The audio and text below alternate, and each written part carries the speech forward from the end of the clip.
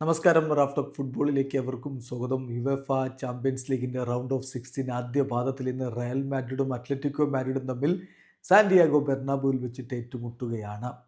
രണ്ട് ടീമിൻ്റെയും മുന്നേറ്റങ്ങൾ നയിച്ചുകൊണ്ട് രണ്ട് ഫ്രഞ്ച് സൂപ്പർ താരങ്ങൾ ഇറങ്ങുന്നുണ്ട്. Kylian Mbappe versus Antoine Griezmann. ഈ രണ്ട് സൂപ്പർ താരങ്ങളെക്കുറിച്ച് ഇന്നലെ പ്രീ മാച്ച് പ്രസ് കോൺഫറൻസിൽ കാർലോ ആഞ്ചലോട്ടിയോട് ചോദിക്കുകയുണ്ടായി.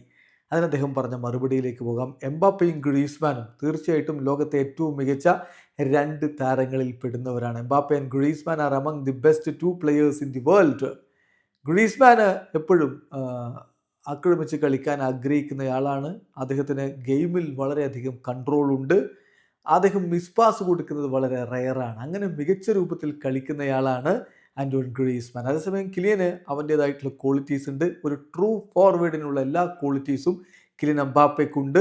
കളിയിൽ കൂടുതൽ ഡിസിസീവാണ്, ഫിനിഷിങ്ങിലും അങ്ങനെയുള്ള മൂവ്മെൻറ്റുകളിലും അവൻ കൂടുതൽ ഡിസിസീവാണ് എന്നുകൂടി ഇപ്പോൾ കാർലോ ആഞ്ചലോട്ടി പറയുന്നു. എന്തായാലും രണ്ട് താരങ്ങളും രണ്ട് ടീമിനായിട്ട് മികച്ച പ്രകടനം നടത്തുമെന്ന പ്രതീക്ഷയിൽ തന്നെയാണ് അവരുടെ ആരാധകരിരിക്കുന്നത്.